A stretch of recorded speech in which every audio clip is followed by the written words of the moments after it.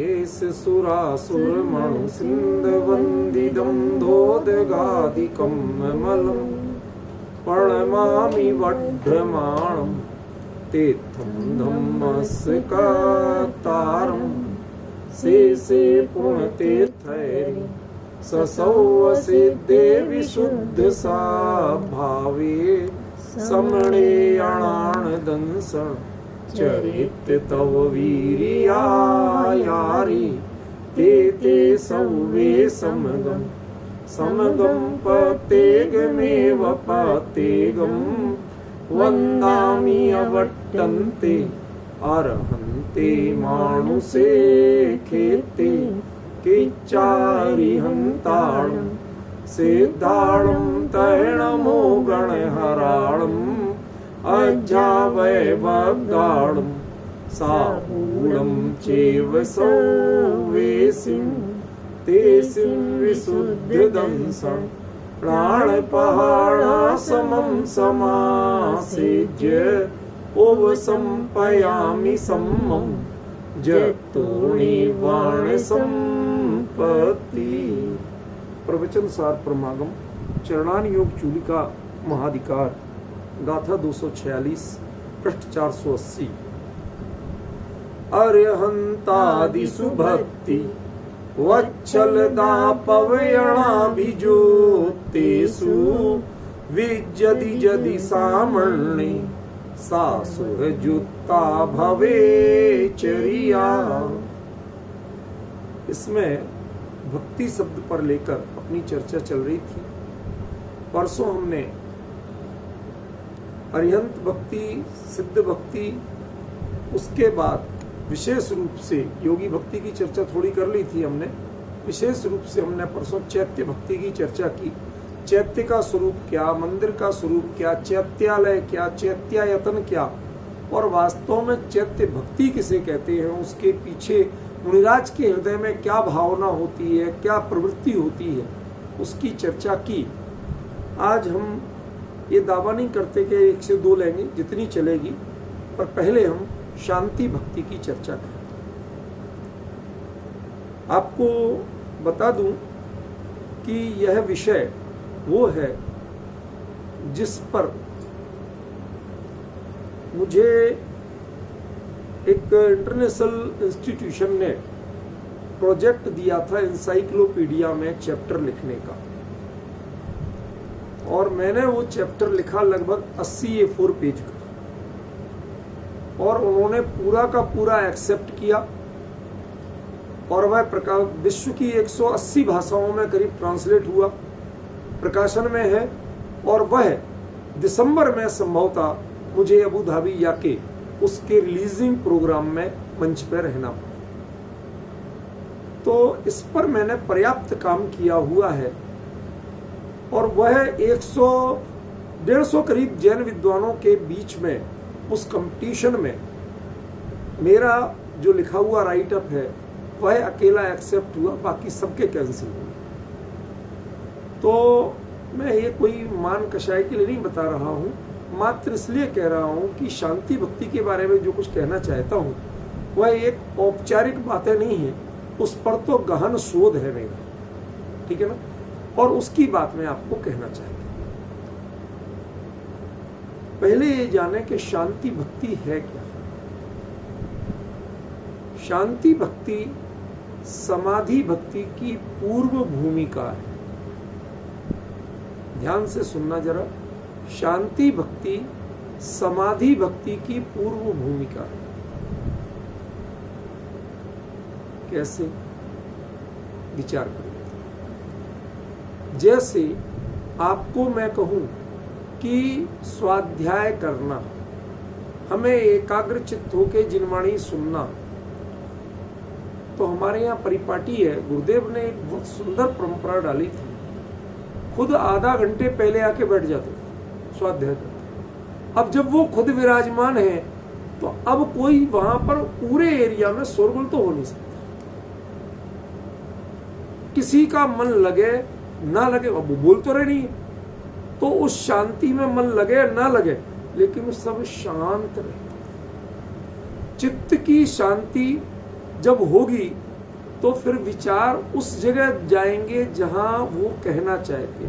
लोग समयसार जी पढ़ते थे, उस गाथा को पढ़ते थे, अमृतचंद्राचार्य की टीका को पढ़ते थे, जयसेनाचार्य देव की टीका को पढ़ते थे, जयचंद जी छाबड़ा की वचनिका पढ़ते थे। सारी चीजें पढ़ पढ़ के अपने मन को किसी तरह तैयार करते थे कि अब हम गुरुदेव की बात सुन सके। क्यों करते थे गुरुदेव ऐसा? यदि लोग आधा घंटे भी बैठ के शांति से पढ़ेंगे नहीं तो वो जो गहरी बात बताना चाहते हैं, जब तुम्हें शब्द का ही पता नहीं है, पेज का पता नहीं है कहाँ चलना है, तो वो बात तुम्हें समझ में नहीं है। यदि बड़ा काम करना है तो उसके पहले हमारे चित्त में विशुद्धि होना, शांति के परिणाम होना बहुत जरूरी है। इसलिए आपको गंभीरता से समझना पड़ेगा कि कितनी बड़ी बात है समाधि भक्ति की पूर्व भूमिका। उसका नाम शांति भक्ति। इसलिए मेरी कोशिश रहेगी कि आज यदि, चूंकि ये दोनों से आपस में संबद्ध विषय हैं, तो आज इनको पूरा करने की कोशिश इसलिए भी करूंगा क्योंकि कल स्वाध्याय नहीं हो पाएगा। अगले 3-4 दिन मुझे ललितपुर जाना है, माँ अस्वस्थ है, तो मैं वहां जा रहा हूं। इस कारण से स्वाध्याय ये बाधित होगा, पर सोमवार से आके वापस कंटिन्यू करूंगा, तो ये गैप ना पड़ जाए। तो दोनों भक्तियों की चर्चा आज कोशिश रहेगी कि मैं पूरी करूं। इसलिए थोड़ी आप भी एकाग्रता से सुनिए। क्या है विषय? पहले तो ये सोचिए कि जो शांति भक्ति के नाम पर आप जानते हैं और कहा जाता है, वह प्रायः कर्तावादी है। घबराइए मत, जिम्मेवारी से कह रहा हूं, आचार्यों के ग्रंथों को सामने रख के कह रहा हूं। जो हिंदी में पुराना शांति पाठ है पूजा के बाद में जो आप बोलते हैं, चैत्य भक्ति के बाद अनिवार्य है शांति भक्ति, शांति भक्ति के बाद समाधि भक्ति। नमन पूजन पुस्तक जब मैंने 1995-6 में लिखी थी, उसमें इस चीज को तब से क्लियर किया हुआ है कि जो देव वंदना विधि है, जो मंदिर जाते हैं, उसमें तकरीबन भक्तियां हम करते हैं जो उस समय की जा सकती है, जो मुनिराजों के करने की नहीं है, हमारे लिए भी करने की है, वो हम सब करते हैं। जो हम जितना दर्शन विधि आदि करते हैं, ये चैत्य भक्ति में आ जाता है, समझ में? पंच महागुरु थुदी में आ जाता है, समझ गया? 24 तिथ्यर थुदी में आ जाता है। तो वो भक्तियां उसमें आ गई सारी पूजा पाठ। पूजा पूरे होते होते जब आप सब चीजों से निवृत्त हो जाते हैं, तो लास्ट में पढ़ते हैं आप शांति पाठ। शांति पाठ समाधि भक्ति है, वो शांति भक्ति है, लेकिन उसमें समाधि भक्ति जुड़ी हुई, उसका अलग से उल्लेख नहीं। शांति पाठ में शांति का उल्लेख तो आ गया, लेकिन समाधि का उल्लेख नहीं आया। इसी पॉइंट को लेके मैंने उस अंतरराष्ट्रीय कॉन्सेप्ट में बड़े जोर से हाईलाइट किया, और मेरा मेन जो पॉइंट था वो यही था, शांति की बात विश्व में सभी दर्शन करते हैं, सभी दर्शन करते हैं, कोई नहीं चाहता कि अशांति हो। लेकिन आप किसी से मांगते शांति हैं या आप शांति में कुछ योगदान करते हैं? जो अलीगढ़ मुस्लिम विश्वविद्यालय में आज से लगभग 10 साल पहले इसी कॉन्सेप्ट पर एक इंटरनेशनल सेमिनार हुआ, उसका एक सेशन में प्रिसाइड कर रहा था। उसमें मैंने ये बात बोली कि विश्व के सभी दर्शन अपने आराध्य देवताओं, इष्ट देवताओं से शांति की भावना करते हैं, कामना करते हैं, याचना करते हैं, लेकिन मुद्दा ये है कि जो भी परम पद में स्थित है वो लौट के आपके झगड़ों में क्यों आएगा, और आपकी झगड़े निपटाएगा तो परम पद में स्थित कैसे रहेगा? भाई या तो संसार के प्रपंचों में लगे रहो, वो तो महादुखी होगा आदमी। तो इसलिए हम शिष्टाचार में अपने आराध्य देव से चैत्य भक्ति के उपरांत शांति की कामना करते हैं। घबराइए मत, शब्द कामना शब्द करते हैं, उनकी स्तुति करते हुए करते हैं। शांति जिनम शशि निर्मल वक्त्रम, ये संस्कृत में है।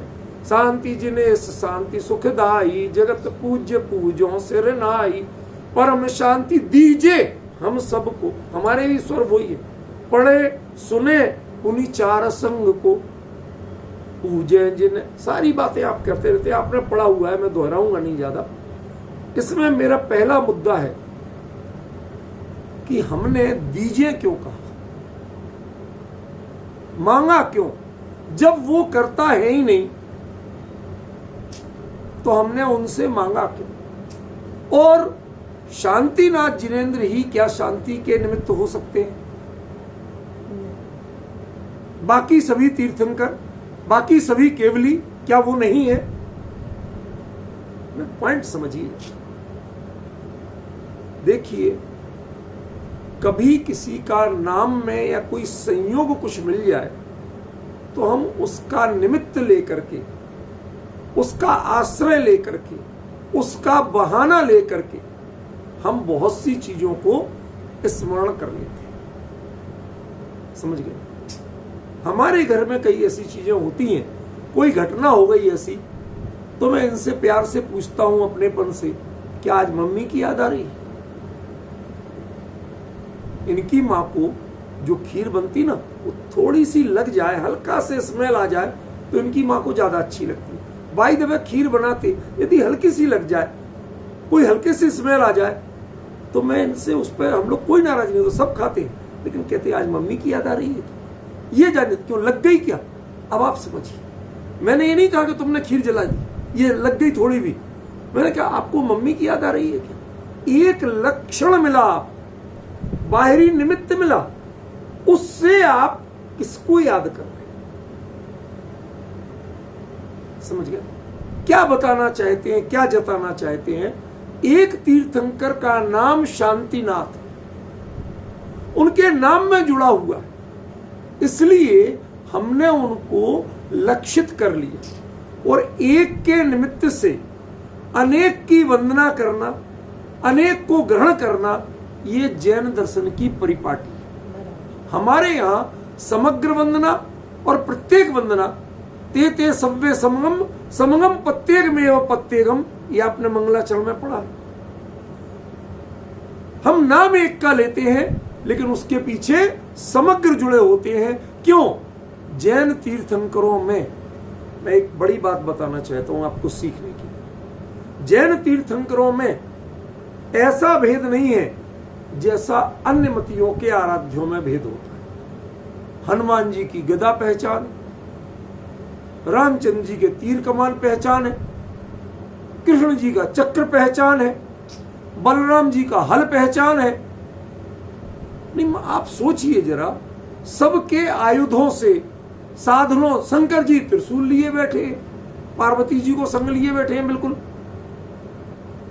लेकिन जैन तीर्थंकरों को उनके आकृति में, उनके जो स्वरूप है उसमें कोई पहचानने का तरीका नहीं है आपके पास। सबकी एक जैसी वीतराग मुद्रा बनती है। तो आखिरकार हमें जो पहचानना है तो पहचानने के लिए नीचे चिन्ह बनाना पड़ता है। यदि वो चिन्ह नहीं मिले तो आप पहचान नहीं सकते कि तीर्थंकर की प्रतिमा। समझ रहे? ये जैन दर्शन की सबसे बड़ी विशेषता।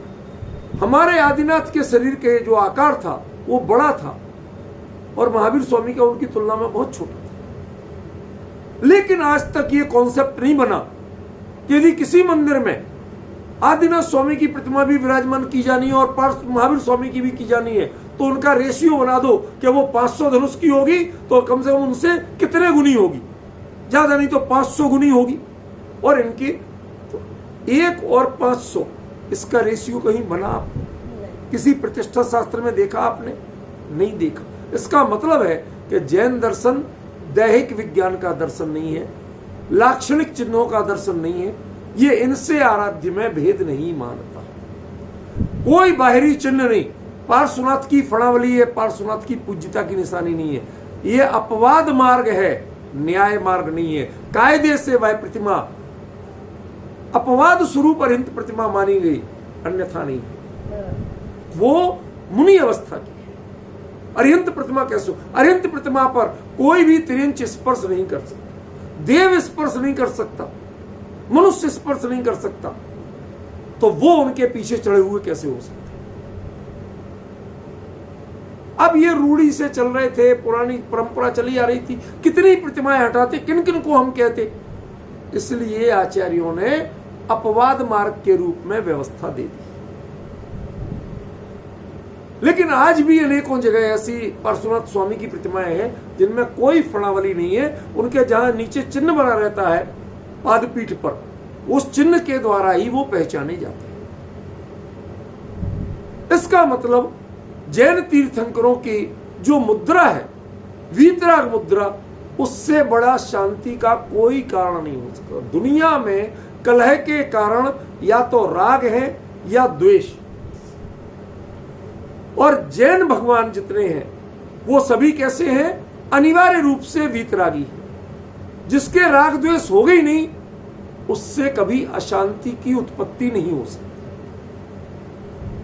ख्याल में? इसलिए वो सभी शांति के प्रतीक हैं। नाम लिया गया शांतिनाथ का, ये बात अलग है। पंचम चक्रेश्वर कहा गया, ये बात अलग है। हम उसका विरोध नहीं कर रहे कि उनका नाम नहीं लिया, वो तो एक ही, ऐसा कोई लीपापोती नहीं कर रहे। कहा गया, स्वीकार करते हैं, लेकिन वह प्रतीक थे। चूंकि उनके नाम में शांति शब्द जुड़ा हुआ, इसलिए उनको प्रतीकात्मक रूप में आगे रख दिया गया, उनका उल्लेख कर दिया गया। लेकिन भावना क्या की? हमारे परिणामों में शांति, फिर साथ में जगत में शांति हो। भाई एक बात बताओ, दुनिया में शांति का ऐसी हो, सुविधा से, साधनों से, या मन की अपनी निराकुलता से? किससे हो? यदि आप हो वह वर्षा समय पे वर्षा हो, ये किसको इष्ट है? किसान को तो पसंद है, लेकिन कुम्हार को पसंद है? वो तो कहता कभी वर्षा ही नहीं हो, हमारे भट्टे बैठे ही नहीं। समझ रहे? अब सोचिए, जब बारिश के चौमासे में किसान की खुशियां बढ़ती हैं, वो कुम्हारों के चेहरे मुरझा जाते हैं, तो होवे सारी प्रजा को सुख कैसे हो जाएगा? यदि मान लो उसमें कहा गया कि समय पे वर्षा हो, ये हो, वो हो, इन साधनों से यदि उसमें शांति की भावना कही गई होती, तो प्रश्न मेरा ये है कि सारी प्रजा को सुख कैसे हो सकता? और सारी प्रजा माने समझते हो विपिन जी?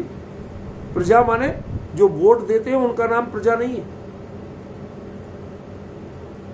प्रकर्षेण जायन्ते ते प्रजा, जो उनका अपना वश नहीं चलता है और जन्म मरण करते रहते हैं, इसलिए जितने जन्मते हैं वो सभी प्रजा है।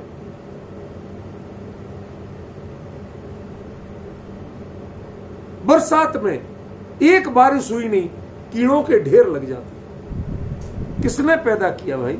इनके माँ बाप कौन है? सब मूर्छन जीव है, होते हैं। नमी और गर्मी से, मिट्टी से पैदा होते हैं, मिट्टी से पैदा होते हैं प्योर। कोई इनके माता पिता नहीं होते, इनके कोई अंडे नहीं होते, कोई बच्चे नहीं होते, अपने आप पूरे मिट्टी से बन के निकलते हैं, रहते हैं थोड़ी देर, अपने आप मर जाते हैं। जीव ही है, ये सब प्रजा है। आप बताइए भावना क्या की? यदि कोई व्यक्ति अपने आप में तृप्त होगा, शांत होगा, तो क्या वह दूसरे को अशांत करेगा? एक भिखारी को भी भरपेट भोजन मिल जाए तो क्या वो भीख मांगने जाएगा? अपेक्षा क्या है? हम ऐसी स्थिति में नहीं रहे हमारे परिणामों की थोड़ी कमजोरी है। यदि बाहर में प्रतिकूलता होगी, हाहाकार मचा होगा, तो शायद हमसे भी शांति से काम नहीं किया जाए।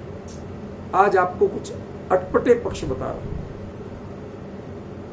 जैन आचार्यों को यह प्रावधान है, यदि कोई राजा जिन धर्म के विरुद्ध आचरण करता हो, साधर्मियों के विरुद्ध अन्याय करता हो, तो मुनिराज पिच्छी कमल बगल में दबा के, एक ही कंडीशन है जब मुनिराज एक साइड में दोनों चीजें लेते। आप जरा सीखिए, कई चीजें सीखने की हैं। बाएं हाथ में ही कमंडलू और बाईं काख में पिच्छी, ये हाथ खाली। क्यों? राजा को समझाएंगे, राजन तुम सुनो, तुम समझो।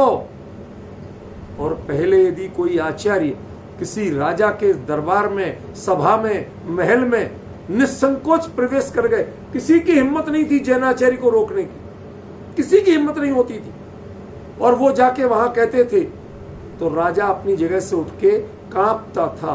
किसी ने आज तक विरोध नहीं किया। और जिन्होंने, कुछ लिंगायतों ने, कुछ लोगों ने, जब वो जैन आचार्य, जैन मुनियों को कोल्हू में भी पिलवाया, इतनी हिंसा की, लेकिन उन्होंने दुष्टों से, दूसरे लोगों से करवाया। ये काम करने की हिम्मत उनकी नहीं होती थी, उनके सामने खड़े होने की हिम्मत नहीं होती थी।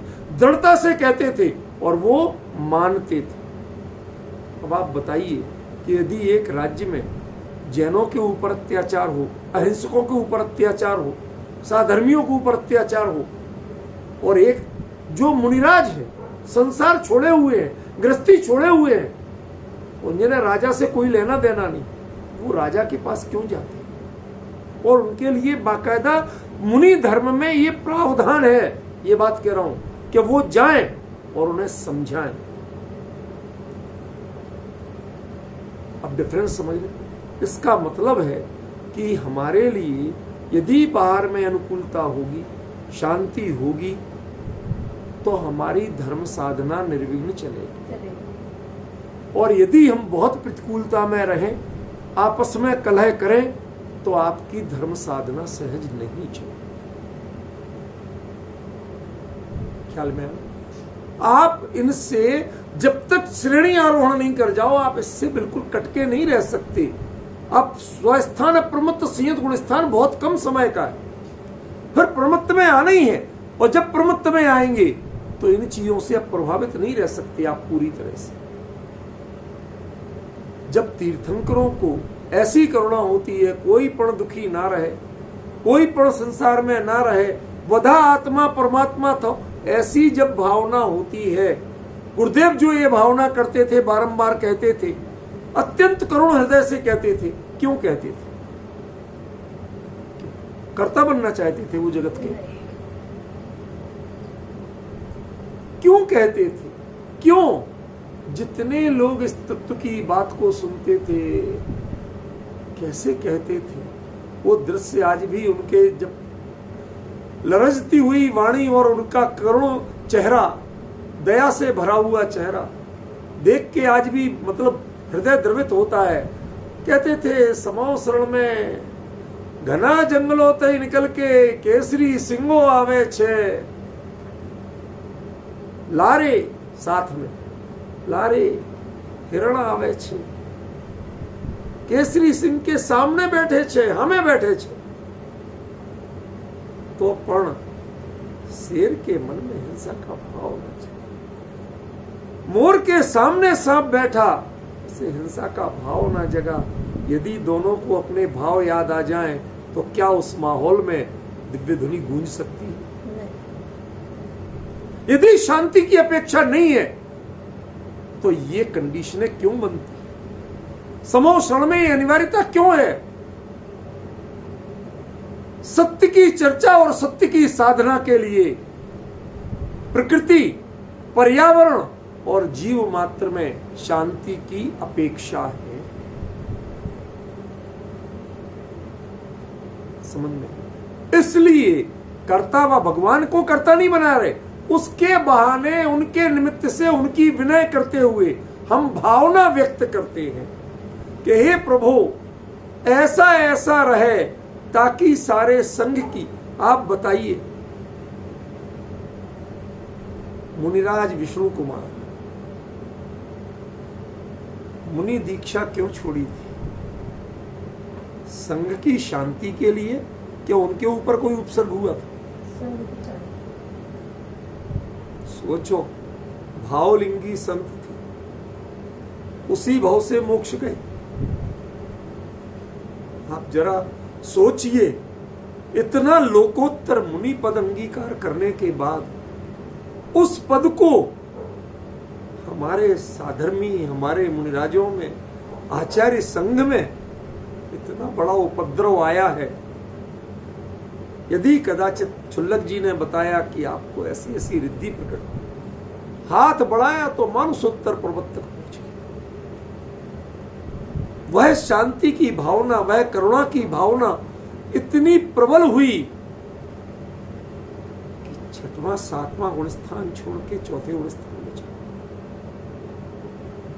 और इसके बाद भी जरा आश्चर्य करिए, आपको आश्चर्य होना चाहिए, इसके बाद भी रिद्धि ने साथ नहीं छोड़ा। रिद्धि होती मुनिराज की, और अविरत गुणस्थान, चौथा गुणस्थान, ये मुनिराजों का नहीं। अविरतियों के रिद्धियां नहीं होती हैं। विक्रिया रिद्धि जैसी रिद्धियां अविरतों के नहीं होती। लेकिन यदि आप शांति की भावना से, प्राणी मात्र में शांति हो, धर्म की अखंड प्रभावना हो, कर्ता नहीं बनिए, लेकिन ये भावना जब हृदय में लेके चलेंगे तो मुनि पद पर प्रकट हुई रिद्धि मुनि पद छोड़ने के बाद भी साथ दे रही थी। कभी इस पक्ष पर विचार किया आपने? जो मुनियों का पार्ट है, उनकी चर्या का पार्ट है, वर्धमान चरित्र के धनी मुनियों को रिद्धियां प्रकट होती हैं, और उनको अविरति अवस्था में वेशवी किसका धारा? वेशवी वो धारा कि जो जिनमत का वेश नहीं था। अमित जी, कल्पना कर रहे हो आप? देखो, आज मुझे चाहे एक ही हो, लेकिन मैं उस शांति भक्ति को समझाऊंगा कि इसकी वास्तविकता क्या है और इसकी उपयोगिता क्या है। मैं आपको समझाना चाहता हूं। इसका प्रभाव क्या है, मैं आपको समझाना चाहता हूं। समझ रहे हो आप? बहुत भरे हृदय से बात को कह रहा हूं कि ये हम बाहरी पक्ष को कभी कभी अनावश्यक रूप से इग्नोर कर देते हैं। हमें इतना इग्नोर नहीं करना चाहिए। जब आप प्रवृत्त भाव में हैं तो इन बातों को आप इग्नोर नहीं कर सकते। समझ में? यदि पड़ोसी के वेदना है तो हम जाते हैं, भले ही वो मुसलमान हो, वो सिख हो, वो ईसाई हो, पारसी हो, कोई हो, हम जाते हैं, उसके पास बैठ, पानी नहीं पिएंगे, लेकिन उसको छाती से लगाएंगे, सिर पे हाथ फेरेंगे, भाई कोई बात नहीं, जो हो गया हो गया, हम आपके साथ, हम भी तो आपके भाई हैं। नहीं है, सगे भाई नहीं है। आप उनके साथ बैठ के खाना खाने, उनका भोजन करने को तैयार नहीं, उनके बर्तन का पानी पीने को तैयार नहीं, क्योंकि वो मांसाहारी। आपके अपने संस्कार भिन्न है। और हमें शांति इष्ट। यदि पड़ोस में कलह होगी, वह वेदना में रहेगा, और आप चैन से बैठ के लड्डू कचौड़ी खाएंगे, तो भाई साहब आपका ये व्यवहार उसको और पीड़ा पहुंचाएगा। कल के दिन वो आपकी पीड़ा का निमित्त बन सकता है। उसके परिणामों में वैर विरोध का भाव आ सकता है, वह कमठ बन सकता है। आप पार्श्वनाथ के अनुयायी हो तो आपको क्षमा सीखना है, आपको वैर विरोध बढ़ाना नहीं सीखना। आपकी ये धर्म की रिद्धि कम नहीं होगी, ये धर्म की भावना कम नहीं होगी, शुद्धात्म की भावना कम नहीं होगी, अकर्तावाद का सिद्धांत ये खुट नहीं जाएगा। कही भावना करिए, हाँ भैया सबकी शांति, सब धैर्य से रहें, किसी की प्रतिकूलता ना हो। क्यों हम अपने मन में किसी के अहित का भाव क्यों लाएं? क्यों सोचें ऐसा? हम तो अपने आप को पाक साफ बनाए रखें, चाहे कोई कैसा भी बना रहे। ख्याल में हमें अपने आप को संभालना, दुनिया को नहीं संभालना। असल में अपने आप को संभालो। उसके कारण हमारे परिणाम यदि कदाचित द्रवित हुए, सोचिए हिरण को फाड़ते हुए के खाते हुए होठों में खून लगा, वो बेचारा छटपटा के प्राण छोड़ा, और ऐसे पंजों में खून, होठों में खून, दांतों में खून, मांस के टुकड़े जबड़े में फंसे हुए, इसके बावजूद चारण रिद्धिधारी मुनिराज उतर के आते हैं और समझाते हैं, क्या ये शांति भक्ति नहीं थी? ये शांति की कामना नहीं थी? उसके वैर विरोध और तीव्र कषाय, उस क्रोध भाव को शमित करने की भावना नहीं थी?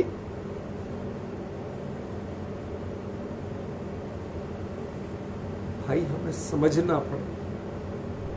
पार्श्वनाथ ने 9 भाव में शांति भक्ति की और कमठ ने 9 भाव में विरोध की चमचागिरी की, लेकिन बदलना किसको पड़ा? शांति भक्ति वाले को बदलना पड़ा कि क्रोध की भक्ति वाले को बदलना पड़ा? विकार बदलेंगे, शांति को कभी बदलना नहीं पड़ता। वह स्थायी भाव है। मोक्ष के जो काम आकांक्षी हैं, मोक्षार्थी हैं, उनके लिए स्थायी भाव है शांति।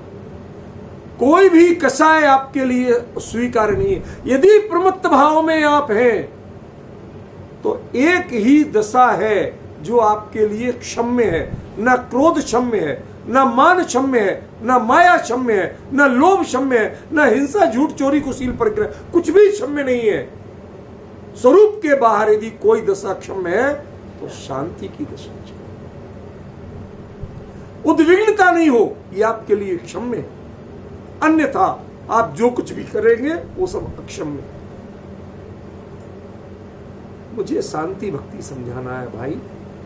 आचार्य ने लिख दिया है, शांतिनाथ भगवान, पंचम चक्रेश्वर, 12 कामदेव, सारी परिचय दे दिया कि दूसरे भगवान को लिए ही नहीं जा सके। हाँ भाई, घबराइए मत, घबराइए मत। कहा है, लेकिन एक के माध्यम से अनेक की वंदना करना, ये हमारे यहाँ की परिपाटी रही है। समझे ना, ये हमारे यहाँ की परिपाटी रही है। कहते हम किसी एक को हैं, प्रमुख किसी एक को करते हैं, लेकिन उसमें कोई गौण नहीं होता है, बाकी सब समाहित होते हैं। विपिन जी ध्यान दीजिए मेरे शब्द को। सामान्य नए विवक्षा में यदि एक मुख्य होगा तो दूसरा गौण होगा। एम आई राइट और रॉन्ग? लेकिन शांति भक्ति में एक मुख्य होता है तो दूसरे समाहित होते, उसमें जुड़े होते हैं, उसमें गौण नहीं होता। सभी तीर्थंकर समान रूप से नाम एक का लिया जा रहा है, लेकिन उपेक्षा किसी की नहीं की जा रही, गौण किसी को नहीं किया जा रहा। लेकिन असली चीज क्या है? शांति की भाव। इस प्रमत्त गुण स्थान में, प्रमत्त की भूमिका में, प्रमाद की भूमिका में सारे कार्य अक्षम्य हैं। यदि क्षम्य है तो शांति की भावना क्षम्य, उसको हम क्वेश्चन मार्क नहीं लगा सकते हैं। आप भगवान की भक्ति करते हैं शांत परिणामों से, स्वाध्याय करते हैं शांत परिणामों से, जरा सी उद्विग्नता, भैया शांति, भैया आकुलता मत करो। कोई छटपटा भी रहा हो पीड़ा से तो भी अमोवरियम, शांति रखो भैया, शांति रखो। परिणामों को संभालो, परिणामों को विचलित मत करो, क्रोध मान माया लोभ से ग्रसित मत करो। तुम्हारा स्वरूप नहीं है, तुम्हारा स्वरूप तो शांति का स्वरूप। समझ में आया? ये स्वरूप से बाहर की स्थिति में यदि आपकी कोई सबसे बड़ी सहेली है, सबसे बड़ी सखी है, सबसे बड़ा सहयोगी है, तो वो शांत परिणाम। यही वो भूमिका है जिससे आप शुद्धता में जा सकते हैं। अशुभ से कभी शुद्धता में नहीं जा सकते। ख्याल में, शुभ से शुद्धता होती है, आपको भ्रम है। ध्यान रखना मैं क्या बोल रहा हूं। पुण्य से धर्म होता है, भ्रम है। शुभ परिणामों के बाद शुद्ध होते हैं, भ्रम है। शांत परिणामों के बाद शुद्ध होते हैं। एक चेंज आज आप याद रख लो। ये चेंज याद रख लेना। शुभ के शुभ परिणामों से शुद्ध नहीं होते हैं, शांत परिणामों से शुद्ध। शुभ की स्थिति में जिसको जरा सा भी गर्व का भाव आ जाए, मैं स्वधर्मेंद्र बना। क्यों भाई साहब, किसी पंचायत में स्वधर्मेंद्र को चलते देखा है कभी? उसकी चाल की ठसक देखी है? उसके व्यवहार की ठसक देखी है? कोई गार्ड वार्ड कहीं बोल दे, जानते नहीं मैं स्वधर्मेंद्र। वो भगवान जिनका कल्याणक हो रहा है, उनके सामने स्वधर्मेंद्र दास की तरह खड़ा, दास की तरह हाथ जोड़े, उनके दर्शन के लिए आतुर होता था। वो कभी नहीं अकड़ा, किसी से नहीं उसने डांट लगाई। और आप, वो शांति का प्रतीक था, प्रभावना का प्रतीक था। और आपके मन में मान कषाय, क्रोध कषाय जगती है, माया कषाय जगती है, लोभ कषाय जगती है। इसका मतलब है कि आपने शांति का स्वरूप समझा ही नहीं। आचार्य यहां शांति का स्वरूप समझा। हो वह सारी प्रजा को सुख, बलयुत हो, ध्यान दीजिए अमित जी, बलयुत हो, बलवान हो। क्यों बलवान? यदि कमजोर होगा आपका राजा, जिस राज्य में आप रहते हैं, तो दूसरे रोज आक्रमण करेंगे, रोज आप टेंशन में रहोगे, रोज प्रजा मारी जाएगी। राजा बलवान हो, लेकिन कैसा हो? धर्मधारी नरेश, वो धर्म का धारक हो, धर्म के विरुद्ध नहीं हो। वे वर्षा समय पे तिल भर न रहे, व्याधियों का आदेश, कोई बीमारी न फैले। आज कोविड फैला, कितने लोगों ने धर्म छोड़ा? जिनके रोज प्रक्षाल पूजन के नियम थे कि वो छूट गए, जिनके रोज स्वाध्याय के नियम थे उनके वो छूट गए, जिनके रोज देव दर्शन के नियम थे वो छूट गए। अगली पीढ़ी, जो इस समय पीढ़ी पैदा हुई, उन्हें तो पता ही नहीं कि हमारे कुलों में देव दर्शन के बिना पानी नहीं पीते थे। वो संस्कारों का क्या हुआ? कितना अंतर पड़ा भाई साहब। मुझे दुख हुआ उस समय कहते हुए, लेकिन मैं कहा, एक 3 प्रतिमाधारी माताजी माने कोई आरिका माता नहीं, प्रतिमाधारी बुजुर्ग, उनका फोन आया। कहने लगे, बेटा तुम्हारे बारे में चर्चा सुनी, तुम बहुत लिखते हो, हम बड़ा पंडित मानते, विद्वान मानते तुम्हें, मुझे एक छोटी सी चीज बताओ। मेरा नियम था कि मैं 2 बार ही पानी पीती थी, मुझे ये कोविड के कारण प्यास बहुत लग रही है, फिर सांस रोकने लगती, मैं क्या करूं? मैंने कहा, माता जी व्याधि का काल है, महामारी का काल है, इसमें शांति से ये आकुलता नहीं हो, ऐसा काम करो, बाद में भले ही प्रायश्चित ले ले।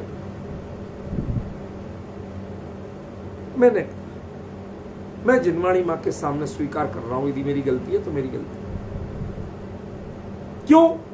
परिणाम आकुलित करके आप धर्म का कौन सा धर्म करोगे, ये तो बताओ। परिणामों की शांति भंग करके कौन सा धर्म करोगे? देह छूट जाएगी, संक्लेश परिणामों से जाओगे तो अति संक्लेश भाव ते मरे, घोर स्वब्र सागर में परे, नरक निगोद आदि की। माता जी ये धर्म आपको नरक से नहीं बचा पाएगा, आपने जितना देह की क्रिया की ना, ये नहीं बचा पाएगा, परिणामों की शांति बचाएगी। आप पहले उसे धारण करो, निराकुल होइए, शांत होइए, और उसके बाद ये भावना करिए कि जल्दी से जल्दी ये दूर हो, ताकि हम पुनः पहले जैसी धर्म आराधना कर सकें। हम आपके नियम का विरोध नहीं करते। उद्देश्य क्या है? व्याधियां नहीं हो, उनका प्रसार नहीं हो, परिणामों में शांति हो, धरती शांति। अन्य मतियों में कहा द्यौ शांति, अंतरिक्ष शांति, पृथ्वी गुम, ये जो भी पढ़ते हैं ये सब मूल में जैन मंत्र। हो वे सारी प्रजा को सुख, बलित हो धर्मधारी नरेशा, हो वे वर्षा समय पे तिल भर न रहे, व्याधियों का अंदेशा, हो वे चोरी न जारी। आज आप देखते हैं दिल्ली में लॉकडाउन खुला, मार्केट खुले, दुकानदारों की बिक्री बढ़ी या नहीं बढ़ी, हुई या नहीं हुई, लेकिन चोरी, झपटमारी, खींचतानी ये बढ़ गई। अपराध 10 गुने हो गए। क्यों? लोगों के पास खाने को नहीं, जेब में पैसा नहीं, दुकान से लेगा कौन? दुकान से लेने के लिए पैसा चाहिए। अपराध 10 गुने बढ़ गए। होवे चोरी न जारी, सुसमय वर्ते, बरसे नहीं है, सुसमय वर्ते। सुसमय क्या है? ध्यान रखना, अच्छे समय और बुरे समय की पहचान क्या? क्या पहचान है कि जब हिंसक भी भरे पेट के कारण दूसरे जीव पर क्षमा करे, दया करे, ममता करे। मैंने एक आपको बताया भी था, एक वीडियो देखा, एक चीते ने, लेपर्ड, उसने एक हिरणी को मार के खाया। संयोग की बात, उसका समय पूरा हो रहा था, गर्भकाल, उसका छोटा बच्चा निकला, जीवित था, स्वस्थ था, उसका घबराहट से प्रसव हो गया, घबरा गई चीते के आक्रमण से, प्रसव हो गया, वो निकला, वो उसको तो मार चुकी थी, वो चीता, मादा चीता थी, मार चुकी थी, लेकिन उसने उसको अपने सगे बच्चे की तरह पाला। दिन रात खाना भूल गई, शिकार करना भूल गई, उसको घेरे रहती, कोई इसको नहीं खा जाए। क्यों? क्योंकि ये शांति, ये अहिंसा, ये करुणा, ये जीव की संसार अवस्था में सहज प्रवृत्ति है, इसको स्वाभाविकी प्रवृत्ति का, समझ रहे? ये भावना बनी रहना चाहिए। ये भावना ही तुम्हें आगे शुद्धता की ओर बढ़ने देगी। इसीलिए शांति भक्ति के तुरंत बाद समाधि भक्ति। मैंने उस इंसाइक्लोपीडिया के चैप्टर में लिखा, हमने कहा आप लोग शांति भगवान से मांगते हैं, आराध्य से मांगते हैं, हम लोग भी शिष्टाचार तो निभाते हैं अपने हृदय की भावना के रूप में। वास्तव में वह भगवान से याचना नहीं, क्योंकि हमारे भगवान तो करता ही नहीं, वीतरागी, ठीक है। लेकिन उसके साथ में हम अपने कर्तव्य की भावना रखते हैं। हम शांति की स्थापना के लिए रोल करेंगे। क्या रोल करेंगे? शास्त्रों का हो पठन सुखदा। हम अपनी ड्यूटी निभाएंगे। पहली ड्यूटी है हमारी कि हम अच्छे शास्त्रों का पठन करें। विषय विकार कलह लड़ाने वाले, अरे अन्य मतियों में वो महाभारत को मानते हैं, लेकिन कोई घर में महाभारत नहीं रखता, ग्रंथ नहीं रखता। कहते भाई घर में कलह होगी, नहीं चाहिए हमें। आप सोचिए, ये यथार्थ बता रहा हूं, कोई नहीं रखता घर में। समझे क्या विचित्र बात है। मेरे एक मित्र हैं गुप्ता जी, दोनों सज्जन हैं बहुत। मैंने देखा कि पिछले 25-30 साल में उनका साथ है, उनके कम से कम 25-30 ड्राइवर बदल गए, लेकिन सबका नाम राम राम। वो ड्राइवर को भेजे ना राम।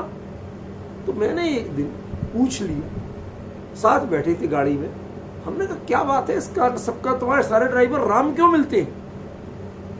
कहते भाई श्याम मिल जाए तो उनके साथ हम अपने बीवी बच्चों को भेज नहीं सकते। ये उसके शब्द थे, मेरे नहीं है।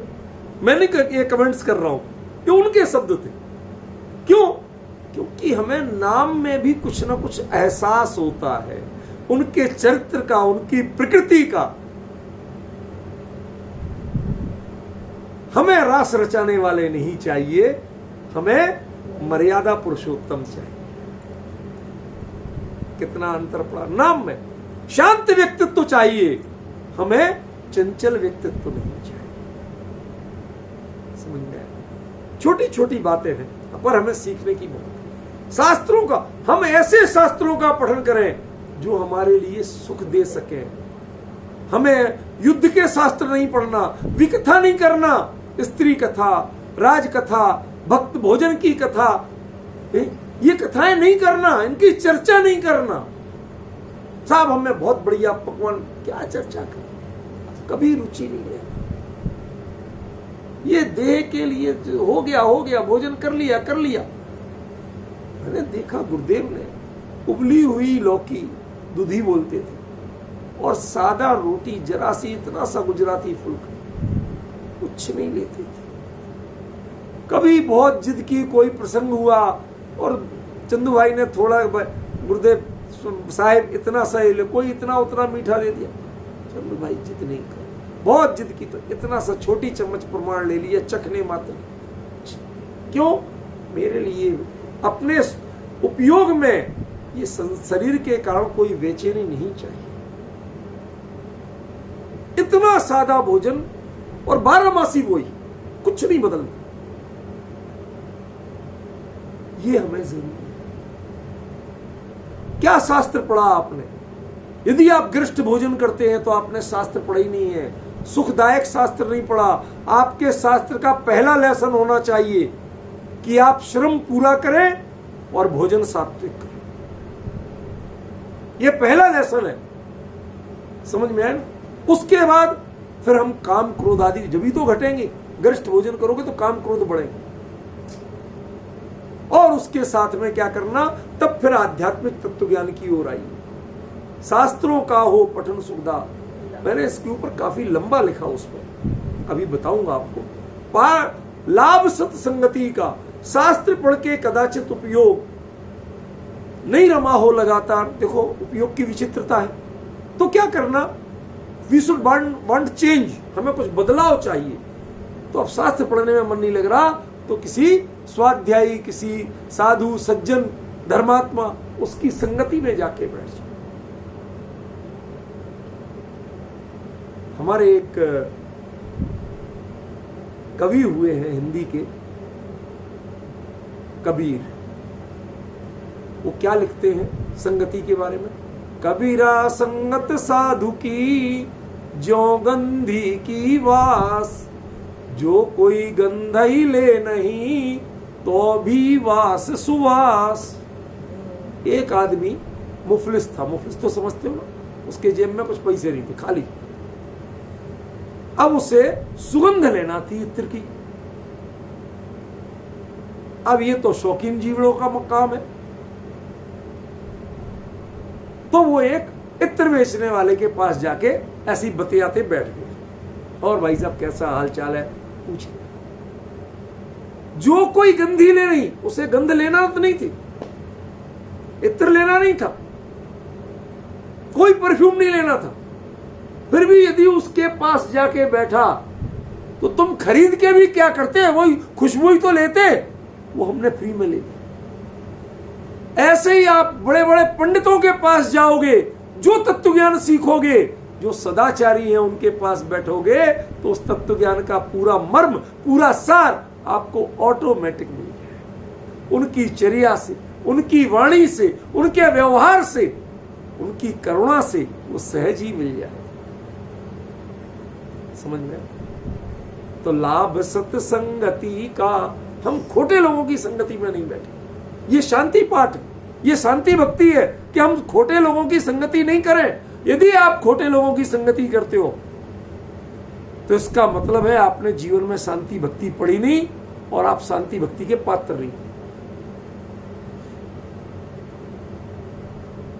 सद्वृत्तों का सुजस कह के आज हमें गप्पाध्याय करने को मिल जाए तो कहां कहां की बातें, कोई राजनीति की, कोई कहीं की, कोई अमेरिका क्या कर रहा, रूस ने इतने बना लिए, उसने क्या क्या चर्चाएं करती, लेना ना देना। अब के चुनाव में किसको जिता रहे हो? वाह, एक तुम्हारे वोट से सरकारें बन जाएंगी। है? कौन हो तुम? कुछ नहीं, लेकिन ऐसी बातें करती है। सद्वृत्तों का सुजस, तुम्हें बोलने का भी मौका मिले तो किनका नाम लेना, किनकी कहानी सुनाना, सद्वृत्तों सदाचारियों की चर्चा करना, दुराचारियों की चर्चा, हिंसकों की चर्चा नहीं करना। अभी इसमें बहुत विस्तार है, लेकिन मैं विस्तार नहीं कर रहा हूं, विषय को भक्ति तक सीमित रखना है। सद्वृत्तों का सुजस कह के दोष ढांकू सभी, फिर भी बात आ जाए और कोई कहे यार उसने बहुत गलत किया। यार एक बात बता, नारियल खाते, उसके ऊपर का छिलका कभी खाया?